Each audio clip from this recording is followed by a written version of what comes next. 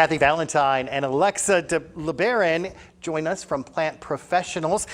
Alexa, I'm curious, I want to ask you, why is plant species and variety selection so important for success when you're doing landscape updates?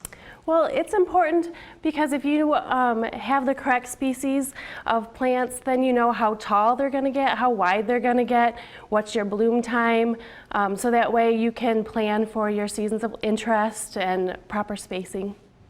Plan ahead is really kind of charting that out of what you're going to do is real important, I assume. It is. Yeah. Okay, so Kathy, I know that you're a strong believer in bark mulch. Tell me a little bit about that and why. Oh yes, Bob. Most people think of bark mulch as that beautiful topping that they put on beds. For us, bark mulch is that item that actually keeps weeds suppressed, holds moisture and keeps even moisture in the soil.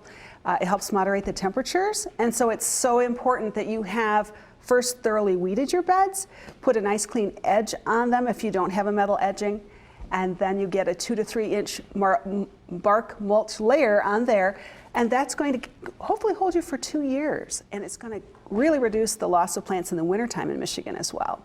So you said something that I want to go back to. How many inches of bark mulch should you have? You said 2 to 3 inches, because that's a big question. It is, and you are not just scattering 2 to 3 inches, you should be actually molding that bark into place so that it does not run off when it rains. Very good.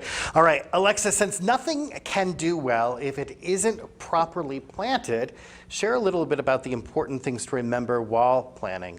While planting, it's very important that you have the correct width and most importantly the depth of your planting hole. You want your plant to be sitting on untouched soil, and you want it to be level when you put the plant in, level with the top of the planting hole, so the plant is not up too high or down too low.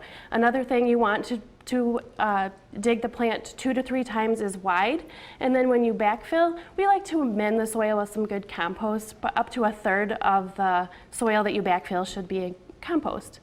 Well, I don't know about you, but I'm so glad that we're finally talking about getting out there and spraying and planting some plants. I'm looking forward to it. Me too. All right. Thank you so much. And of course, where can we go to get more information if people would like to get a hold of you? You can go right to our website. You can call us at the number on the screen. And on the website, you can actually fill out a survey of your landscape project and give us a lot of information to help us better serve you. All right. Thank you so much for joining us. Thank you for joining us on The Blend.